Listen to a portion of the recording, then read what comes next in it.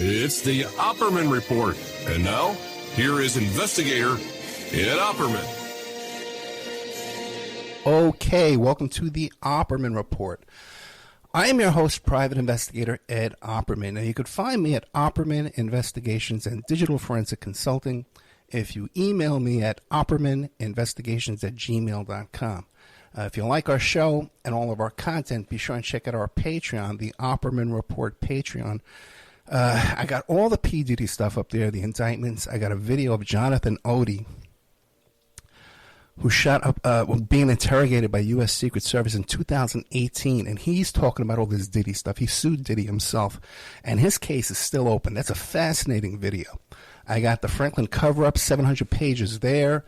All the recent indictments. I put up all that kind of content right away. So I got a hold of that thing, that Iranian dossier on J.D. Vance. I have that up there, too, on the Opperman Report Patreon. But if you go to our Spreaker, Spreaker.com, and you Google Janet Phelan, Phelan. She's been on several times before. Fascinating woman, always up to something. She's been an expert on many, many topics over the years, especially that whole Lyme disease. We never really talked about that with her. We have to do that one day. But if you want to check out her books, At the Breaking Point of History, How Decades of U.S. Duplicity Enabled the Pandemic, and another one called Exile, which we're going to be talking about today, not the book, but what she's going through over there, because she is in exile, and you can find that at bookpatch.com. Otherwise, you can find all of her writings, her articles at the Activist Post. Janet Phelan, are you there? Yes, I am. Thank you very much for having me on, Ed. Hey, it's always great to have you back. It's always great to have you. Remind the audience, though, if they don't remember, who is Janet Phelan? Well, I'm a journalist. I've been a journalist for decades. I did my graduate work at the University of Missouri at Columbia in journalism back when the dinosaurs roamed the earth. And I was forced to flee the U.S. in 2008, and I have now filed a lawsuit that is subsequent, that is directly connected to the reasons for fleeing, and I'm hoping that we can talk about the lawsuit today because it's taking some very weird twists and turns as it makes its way through the federal court system. Yeah, 100%. I understand you're suing the CIA, which has to be an uphill fight. I guess we should start with what caused you to take off to Mexico back in 2008? Is that a good place to start? Yeah,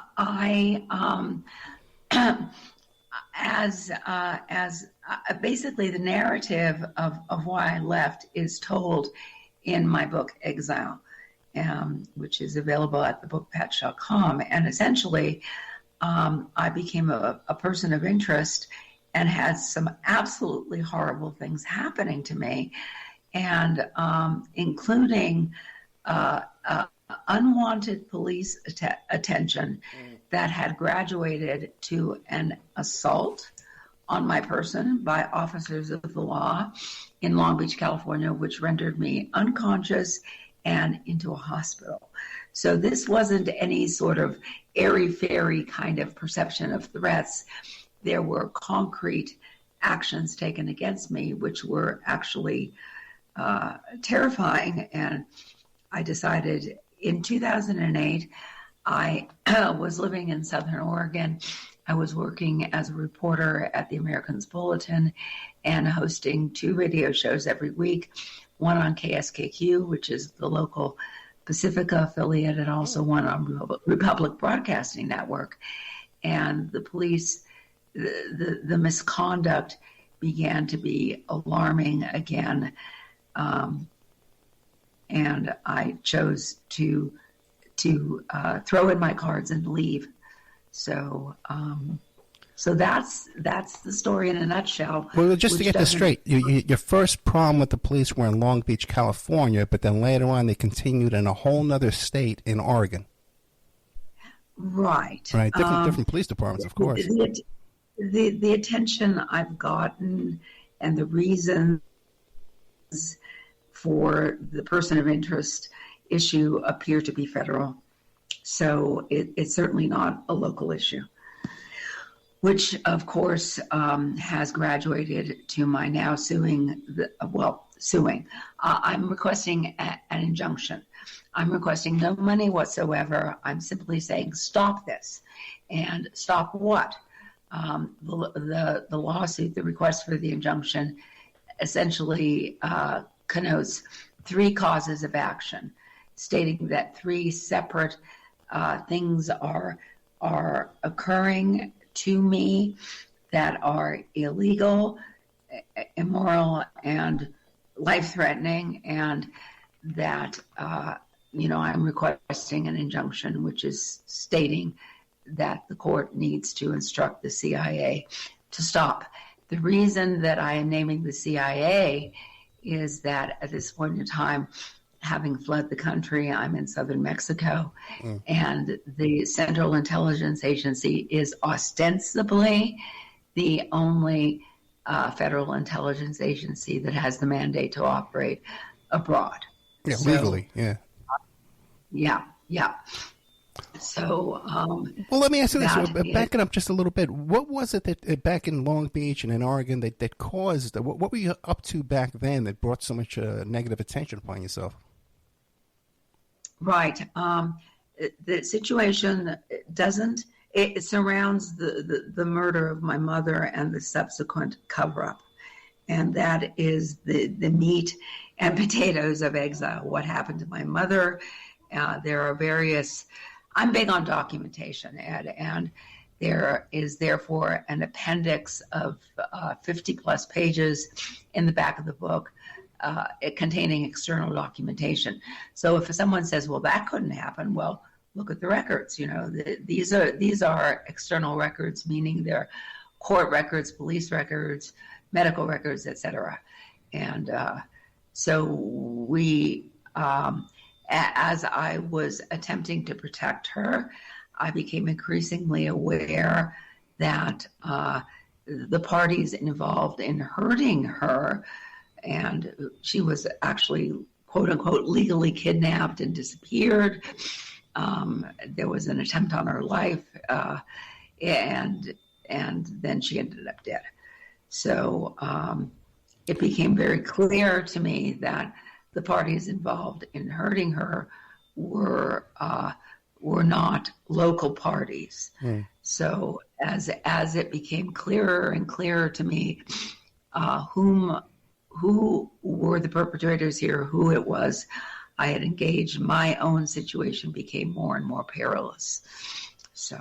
And what would be the motivation going after your mother? Is she like an activist like you? Like the apple doesn't fall far from the tree. Is she like Janet Phelan out there like a muckraker causing trouble?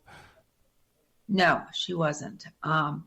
She was a retired clinical psychologist. My father was a muckraker. My father was a journalist.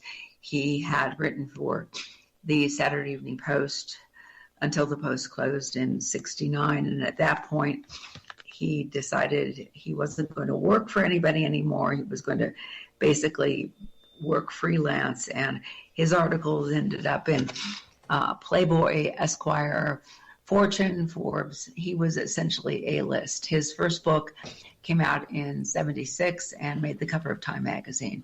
So I think Dad really stepped into it in his reporting on the Kennedy assassination, vis-a-vis the effort by DA Jim Garrison to bring to trial for the assassination of JFK an individual named Clay Shaw.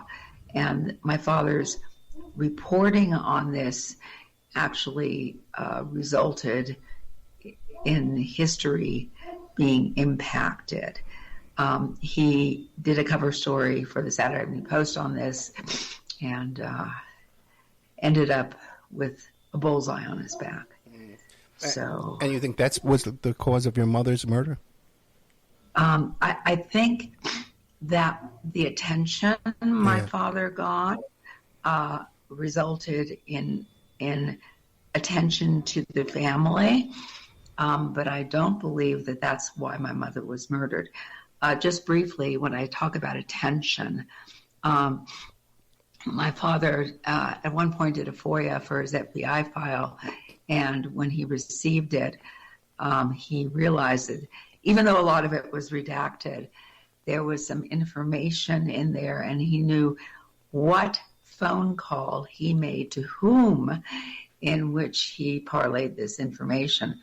We were already concerned that the phone was tapped. Back when I was growing up, the technology was not as seamless as it is now, right. And there was all this whirring and spitting on the line. And as a child, I thought this was funny, and I started taunting J. Edgar Hoover on the phone, like, "Hey, J. Edgar, you listening to our phone calls now? I hope it's fun for you. Hey, J. Edgar, still wearing that dress?" That kind of stuff. And unfortunately, it wasn't funny at all. And so having received his FBI file, my father decided to go to the corner, to the payphone, to make his sensitive journalistic calls. So what I'm saying is that the family got on the radar that way. But the reasons for the murder of my mother, Emily Phelan, and the subsequent cover-up, which was profound, I believe go to a far darker agenda, which we now see playing out on the world stage. Just to clarify, my mother was Jewish. My father was not. He had been brought up in a Catholic family and left the church as fast as his little legs would take him. But my mother was Jewish, and after surviving what had happened to her, I became very concerned that there was and is a profound anti-Jewish sentiment in certain sectors of the U.S. government, and I believe, and actually predicted in Exile this war in Israel, which I don't believe is going to go very well for Israel. I believe Israel is going to be wiped off the map. And I have particular reasons for thinking that. And so having taken care of 9 million or so, people who live in Israel, there then has to be dealt with those of us in the diaspora. And frankly, given the existence of this covert delivery system that I document completely at the breaking point of history, I believe that this particular delivery system could well be used to attack those in the diaspora under complete covert means and plausible deniability. Now, all of this sounds very conspiratorial. Unfortunately, the events on the world stage seem to be bearing out my concerns. So that's what I think produced my mother's murder and this ridiculous vendetta that I'm now, experiencing and have brought to court under, these three causes of action. Okay, you've mentioned a couple of times a covert delivery system. Explain what you're talking about there. Right. The U.S. I even had to look up diaspora. Okay, I looked up diaspora to find out what that meant. But I understand what that means. People dispersed around the world. But a covert delivery system. Explain that to me. Right. So there exists, we know that the U.S. military has produced some daunting weapon systems, and these are, usually trotted out for some degree of public inspection. But one of the things that is not clarified or made clear to the public at all is that there exists a weapon system that is aimed at U.S. residents. Now, this involves the tweaking of city water systems to provide a delivery system for biological or chemical warfare. And those who are scratching their heads and saying, well, this is fantastic, I really encourage you. You don't have to buy the book. This system is well documented in the 2021 book, At the Breaking Point of History, with blueprints, letters back and forth between government agencies and more. But you don't have to buy the book. All the information about this delivery system is online and mostly available at activist posts. Well, can you give us like an abbreviated version of what is in the water, and then how would they activate it, and how would they weaponize it? Right. So what I have documented is not so much the contents of water, but the fact that water systems have been reconfigured to function as a delivery system. And they have done this in a actually rather diabolically simple way. There now are two main lines running down the street in, every city that I've checked in the U.S. Two main lines for water. One carries, obviously, water, and the other, we'll call it, line X.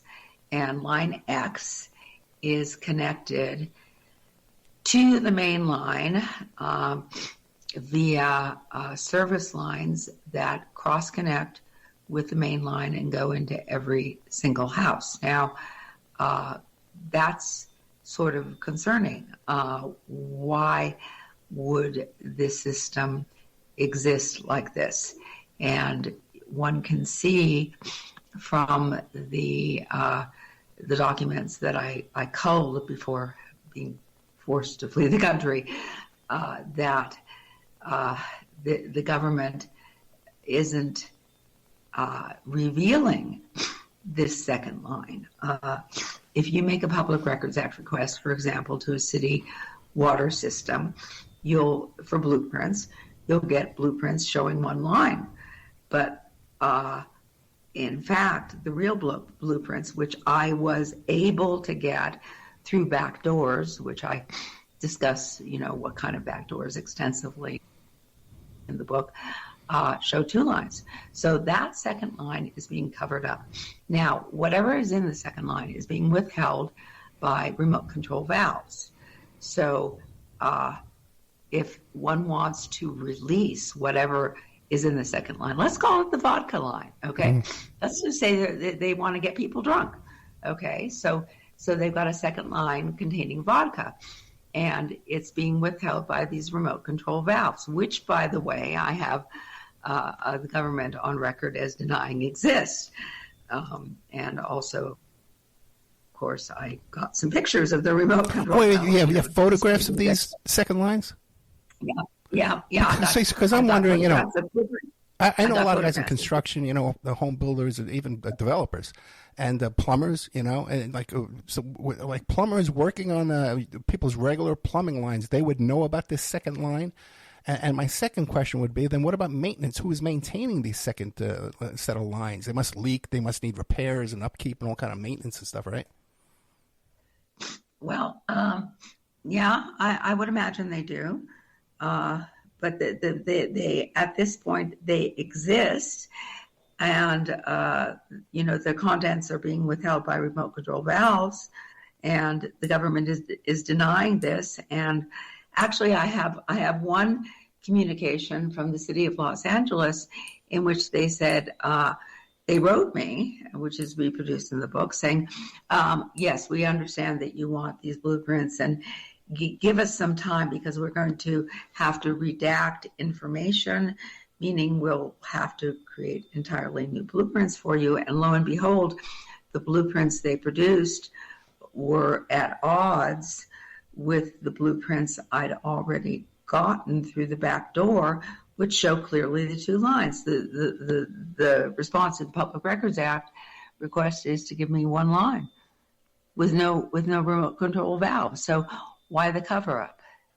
Now, it's my understanding from various sources, I could name them here. I'm not sure if they'd be happy about that, but it's my understanding that this system was deployed during the pandemic in New York City and resulting in more deaths than would have been naturally ascribed to the pandemic.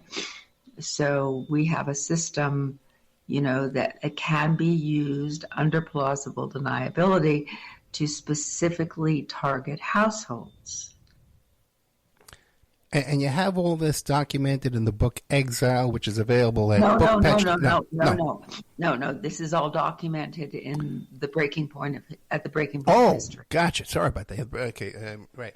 That's the other book that's available actually on Amazon, At the Breaking Point of History: How Decades of U.S. Duplicity Enabled the Pandemic. Janet Phelan.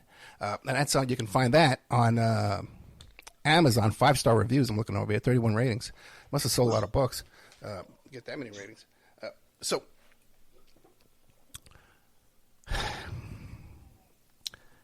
the fact is, this weapon system exists. Now, the question is, of course, what is it going to be used for? Who is it going to be used against? And, this, in my thinking, Ed, there's no acceptable answer to that. You can't attack U.S. residents / citizens under plausible deniability under, no matter who they are. I mean, you simply can't do this. It's unconstitutional. It's against everything that our country ostensibly stands for. And so, I'm going to kind of throw you a little curveball here, right? Sure. But when you're talking about this, the first thing it makes me think of is Flint, Michigan, where we know there's poison coming through the lead pipes there, and it's we've known this for a long, long time at this point, and they're not making any effort to repair this. Filters and stupidity and nonsense. And then the woman who discovered all this dies mysteriously. Have you factored that? Have you looked into that as to in conjunction with what you're discovering here? Yes, and there's actually a chapter in At the Breaking Point of History about Flint. Actually, Flint is not the only town that ended up, with these lead pipes, which cause grave illness and disability. And there are other towns in Michigan which have been found to contain the same sort of, unfortunate pipes. And to my knowledge, nothing is being done. Okay, so I guess the next step is, because we are starting to run out of time, is you file this lawsuit against the CIA, an injunction to prevent them from actively harassing you? Yes. What I'm alleging, essentially, is called transnational repression. And transnational repression is something that the U.S. has made a big deal about in terms of foreign rogue states harassing their people who are now living within the U.S. And a sociologist named Dana Moss has proposed a typology for transnational repression, including lethal retribution, threats, surveillance, exile, all of which I've experienced. And unfortunately, the U.S. does not seem to want to cop to the fact that they're now engaged in this abroad. Even though, interestingly enough, China has accused the U.S. and the U.K. of transnational repression in the case of Julian Assange. So, my stating that this is happening is not particularly unique. No. We see this. We see this firsthand. It just happened with Turkey, where they in D.C., where the Turkish goons attacked a bunch of dissidents. We saw it too with Iran, where the Shah of Iran when they would have those big protests in New York City. I saw this with my own eyes. They would go there and pull masks off people and take pictures of their faces. Firsthand, I saw this. So we know that this happens. And to think that the United States is not doing it with the most aggressive country on the planet. Not the United States. No. Actually, interesting enough, Ed, the FBI has set up a tip line for transnational repression. Oh, really? So I thought, well, what the heck? I'll go ahead and call them and say, I'm a U.S. citizen, I'm living in Mexico, and I'm experiencing transnational repression. Well, the FBI agents who answered the phone, I called them twice, and then I just decided this wasn't going to work very well. And in both cases, the FBI agents were very pleasant and inquisitive until they started to get down to the bare bones about what was happening to me and why I was reporting this. And when I started mentioning these 3 causes of action, which are very well documented in the lawsuit, they immediately experienced some sort of a sphincter problem and had to get off the line immediately. So that was the end of that. Now, I'm alleging, basically, I'm not alleging in this lawsuit things that are dilatory. I'm alleging that I'm being attacked by unconventional weapons. I provide medical records to prove that the kinds of diagnoses I've now got, which are very scary diagnoses, are actually the effects of these weapons. And I have a statement from a doctor, a naturopath, stating, well, of course, renal failure can be caused by, an attack with a chemical weapon. Of course it can. So, and that's one of the diagnoses. So I'm also alleging that I am being denied medical care. And while I have all of these medical records, which largely come from a hospitalization that was incurred last year in Mexico City, I also have proof that the hospital and the doctors provided no treatment. So I have these very scary diagnoses which mandate a certain form of treatment, and I'm getting no treatment at all. So do the doctors give you an alternative theory of what caused the renal failure? No, they don't.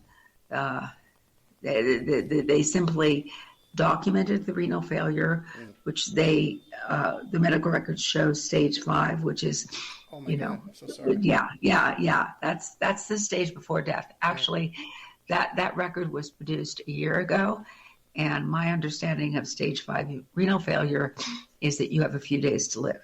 So I'm a medical miracle. I'm doing, obviously things with diet and herbs in order to try to protect, what health I have left. Okay, somebody presents with 5th stage renal failure. Yeah. The first thing you do is you get them on dialysis, and then you get them on a kidney transplant list. I was denied all treatment. I was discharged from the hospital without treatment. So that is one level of concern. So no, I didn't get on a kidney transplant list, and I didn't get dialysis. Yeah, my brother was able to get a kidney transplant and also a liver transplant, and even then he had a stent in his fixed, and even a hernia operated. The guy's like the $6 million man. They replaced half of his body. That was like 30 years ago, man, and he's walking around fine. So let's pray you can get into some kind of treatment over there. So, but the Mexican government is denying you any kind of medical treatment. Well, I'm not saying it's the Mexican government. I'm saying that there is a dark presence in my life that is instructing people as to how to behave. And this is further buttressed upon leaving the hospital. due to the secondary diagnosis, which has involved attacks on my legs, which has produced problems with walking. I actually fell and broke my hand, and I was forced to go back to another hospital to get this set. And there was no problem with the first contact with the hospital. A cast was put on my arm, and I was told, come back in 2 weeks and we'll just check the cast. I come back in 2 weeks, and the doctor insists on removing the cast. I have x-rays showing that the break hadn't healed, and he insisted on removing the cast and referring me to physical therapy, which would have essentially destroyed any possibility of recuperation. Lucky for me, I'm not stupid. I had the x-ray showing the break hadn't healed. I hightailed it to a pharmacy and bought a kind of brace and put it on my arm so that my arm would be immobilized even without the cast. So we have now multiple records showing heinous treatment from multiple different venues. And the third cause of action, which is also extremely well documented in the lawsuit, is denial of access to the legal system. And what do you know? The first thing that happened when this was filed, and it was filed at the Central District Court in California, was that it was immediately dismissed by the judge without proper reasoning. I immediately filed a notice of appeal. I'm now in the Ninth Circuit. So the initiating judge, whose name is John Holcomb, who dismissed the lawsuit, made some outrageous statements in the dismissal. Number one is that the U.S. has sovereign immunity and the U.S. cannot be sued, which means, of course, and this is very important, Ed, what it means is that the entire Bill of Rights is just toilet paper, because we have no rights vis-a-vis our government if we have no legal redress for when these rights are infringed upon. So that was one thing that John Holcomb said in his dismissal. He also cited a case, I think it was U.S. versus Smith, which largely discusses whether or not Antarctica is a foreign country. And he comes to the conclusion that because I'm outside of the U.S., I have no rights. Actually, there's a governing case, which is Reed versus Covert, which confirms that U.S. citizens residing outside of the country have all legal protections granted by the Constitution. So he went overboard in terms of attempting to dismiss the lawsuit and to dismiss it with prejudice, meaning it cannot be refiled. So I have, I immediately filed a notice of appeal and am now in the Ninth Circuit Court of Appeals. There are some other cases that have been filed, where there are allegations being made of that individuals are now on a kill list. One was around, I think, 2017 by a U.S.-born citizen who became also a journalist and was reporting for CNN and Al Jazeera and other venues in the Middle East. His birth name was Darren Phelps. He adopted the Muslim name of Bilal Abdul Karim, and he alleged that the U.S. put him on a kill list and tried to kill him in Syria. So, that's one case. His case was also dismissed. There are implications here, because if U.S. journalists are being put onto kill lists and being murdered abroad, and there's simply no venue for redress, then what does that say about anybody else? And for people who are thinking, oh, this is far-fetched, just look back at the COINTEL program, Black Panther Party for Self-Defense. How many of those people were murdered? Cold blood. Clarify a couple of things for me, though. You mentioned Antarctica. I heard you say Antarctica, right? How does that fit into all this? No. You didn't mention it. It doesn't. Okay.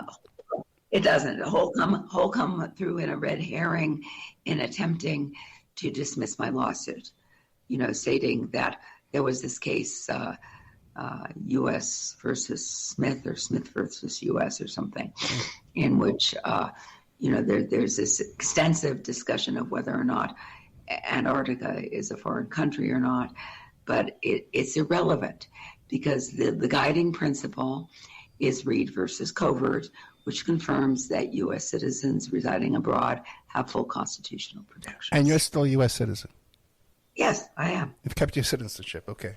Absolutely. Now, that in itself has a lot of difficulties in Mexico, right? Because you can't own property there and stuff like that. There's a lot of problems with that, right? I rent. And there's not a problem. I rent. Okay. Now, it must have been difficult even obtaining legal representation to take on this case. Well, tell us, what was that procedure like? You must have contacted 20 lawyers, right? Yes, and I'm very grateful that I got profoundly good legal advice.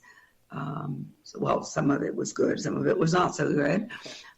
However, I am per se. I am not represented by counsel. I did get some behind the scenes advice, but no. Gotcha. Yeah, I can see that happening. I can't imagine anybody want to take this case, to tell you the truth. And I could, from my own personal experience, I could tell you. It's Well, I actually I contacted the lawyers who took Bilal Abdul Karim's case and failed, and they considered it for about a heartbeat and said, no, we're not going to take this one. So be it. I got you. So now we are you're in the appeals court and you're appealing this judge's decision. Correct. Yeah. Correct. And I got a communication from the Ninth Circuit saying that my lawsuit was dismissed by John Holcomb with prejudice, and I needed to explain why I should be allowed to proceed. And I frankly decimated John Holcomb's arguments in a legal brief, which I have also put online, attached to a press release in Activist Post. I believe it's titled, "Is This Federal Judge Trying to Suppress a Civil Rights Action?" or some such thing. So I put John Holcomb's response, his ridiculous, pathetic response, and also, my reply to it. So now I'm waiting for the Ninth Circuit to weigh in. Now, Janet Phelan, here's my concern as a practical matter. Let's say you get everything you want, and Judge Holcomb says, okay, Ms. Phelan, I apologize. We're going to put a restraining order against the CIA from bothering Janet Phelan. And the CIA receives this restraining order and it says, we promise we're going to stop doing all this stuff. But of course, what would prevent them from not missing a beat? Do you really think that they would stop just for a court order? See, that's a very good question, Ed. And that question has been proposed to me by one of the lawyers helping me behind the scenes. Like these people aren't going to stop. Okay. So, however, if I did not make this public, if I did not file the request for the injunction, if I did not make all of this bad behavior public, then what am I doing with my life? And what hope does anyone have for any sort of redress to a similar situation? We have to take advantage of the available venues. And, frankly, I have no idea what the CIA is going to do. They haven't backed off. They have been sent a cease and desist letter. they, have been noticed that they've been sued and they're not backing off. So apparently, Chevron decision notwithstanding, they believe themselves to be entitled to kill whomever they want. Right. And the Chevron decision was the recent Supreme Court ruling saying that these agencies cannot create policy, something along that lines, right? Correct. Yeah. Right. Correct. Yeah.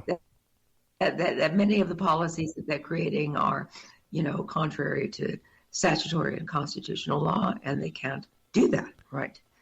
So we've got layers. I mean, we've got, what appears to be legal decisions which ostensibly should impact agency behavior. And then we have, on the other hand, the agency behavior, which is, basically just flipping off the Supreme Court. Well, let me ask you a question now. When you sent the C&D to the CIA, the cease and desist letter to the CIA, did you get a response from them? No. Yeah. And then when you file this injunction, you got a legal response from them, right? Before Judge Holcomb? No response? No. The response was that Holcomb immediately tried to dismiss the suit. Oh, that's interesting. Yeah. So he's actually acting, one could say, as a proxy for the CIA.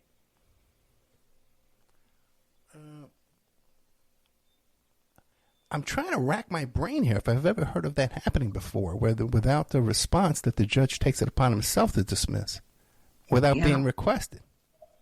Yeah. Well, I can think. It can happen. It can happen. It did. And it did happen. I can recall an instance where it happened, or was involved. Okay, very, very fascinating stuff. So where are we? What's the next step? What are you going to do after this appeal? Well, I'm waiting patiently to see what the Ninth Circuit does.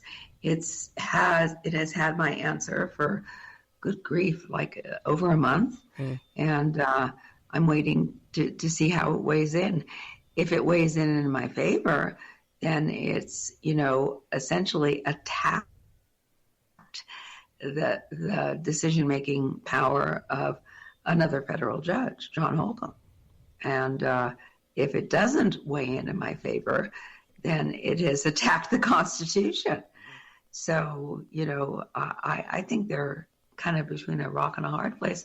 I don't want to make any predictions about what they do. I'm just simply waiting to see how they will respond to this. But I have to, emphasize that this case, like the Kareem case, has massive implications for all of us. This is not just Janet Phelan being messed with in Mexico. This opens the door for any of us being messed with anywhere without proper redress. So, you mentioned earlier that you've discovered a kill list. Can you give us some details around that? Well, we know that. Okay, I haven't discovered a kill list. Yeah. We know that American citizens have been put on a kill list prior because it has received media attention. For example, Alawaki, who was killed by a drone strike in the Middle East some years ago, was put on a kill list by Obama, and it got a lot of attention. Alawaki was also a U.S. born. He was a citizen. So this case seems to have opened the door to other U.S. citizens being put onto kill lists. How can this happen? I mean, doesn't the Constitution guarantee due process? And I don't believe that the determination of a president that this person has to go constitutes due process. Alawaki's family did sue the U.S. government over this. their case was dismissed by the same federal judge, Rosemary Collier, who dismissed the Kareem case. So, these cases get some attention, and then they kind of die off. But the implications of these cases are profoundly disturbing. Janet Phelan, you can find Janet Phelan's book Exile at bookpatch.com, and you can find her writing at the Activist Post. We only have about 9 minutes left, and in our pre-interview, you were mentioning some stuff you were concerned about being very controversial. Is there anything you want to tell us about in the next 10 minutes? Well, I believe that the conclusions that I have come to, that my mother was murdered as sort of a pre-sacrifice for an anti-Semitic agenda, is very controversial. People are very upset about the war between Israel and Gaza, and in fact, people are alleging that Israel is committing genocide. The war is not dying down; it's escalating, and it's becoming a war now with Hezbollah. There's also the fact that all this took place at the very time that it is rumored that Iran does indeed have now nuclear capabilities and can fulfill its promise to bomb Israel off the map. This has been verified on multiple different fronts. So, the question is, what happened? I mean, really, what happened on October 7th?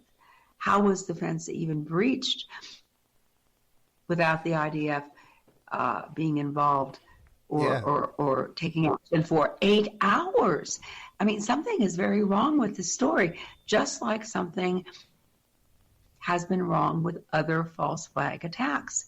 But we're not getting any explanation for the breaching of the fence. We're getting resignation. Several IDF, officials have resigned over October 7th, but nobody has explained how this happened. But nevertheless, it happened. One thing I find, I'm not big on false flags, like Alex Jones, like everything's a false flag, but clearly some things are.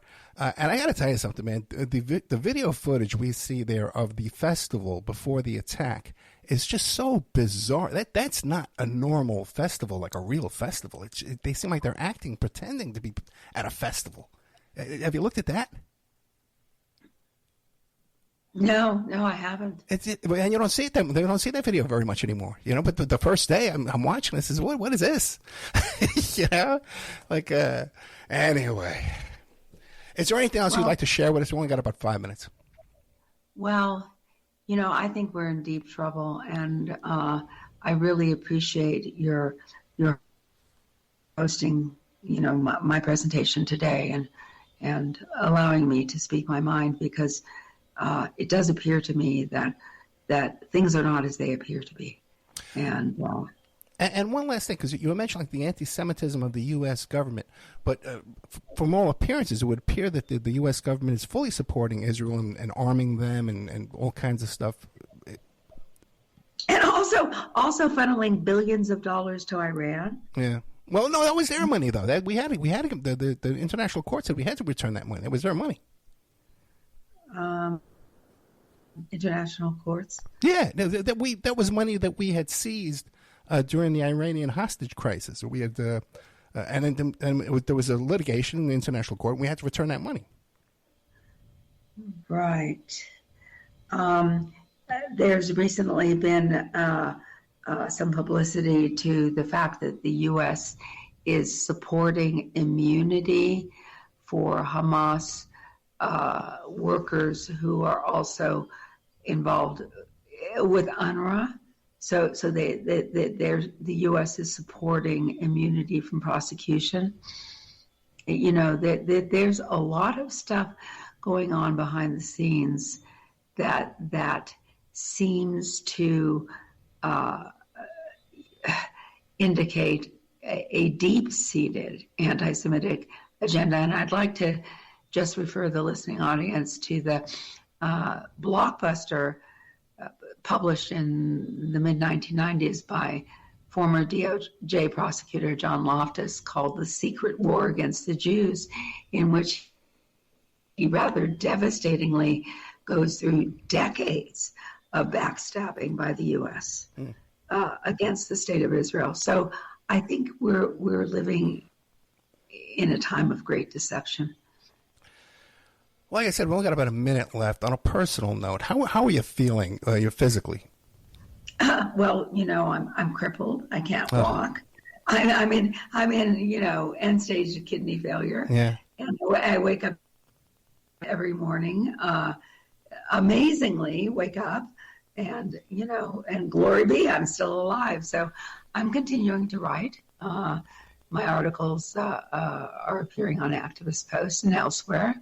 And I think that, things could be better. Yeah. And, now, how about, do you have support down there, like people down there helping you? Well, the being crippled has produced certain kinds of problems. So I do have someone who will do grocery shopping for me. Gotcha. Yeah. So, and you would be okay with me asking the audience? No, absolutely no medical care. Yeah. You'd be okay with me asking the audience to pray for you? Yeah. Okay, I would ask the audience to please pray for Janet Phelan, who has dedicated her life to fighting the good fight, okay? And we're all getting on in years. We're all tired. We're all sick, myself included, okay? And then in our time of need, we need some support. Now, what about, do you have like a GoFundMe or a Patreon? No, absolutely not. I'm not asking for any money. And I'm not asking for any money from the lawsuit. I'm just saying, stop this.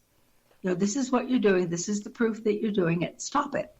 So then you can support Janet Phelan by going to Activist Post and reading her articles and sending her words of encouragement. You can buy the book Exile at bookpatch.com, and the other book you can buy on Amazon, which is called, real quick here. At the Breaking Point of History. At the Breaking Point of History, How Decades of U.S. Duplicity Enabled a Pandemic. And you can go back to, we have that exact title from one of our, I think the first interview I did with Janet Phelan. Although I've heard about her for many, many years. I've known about this woman for since 1990s.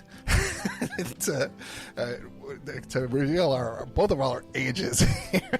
Janet Phelan, we love you. Thank you so much for coming on the show. Keep us updated on what's going on here. And if you ever need a platform, you got me backing you up here, okay? Thank you very much, Ed. Take care. Thank you. Good night.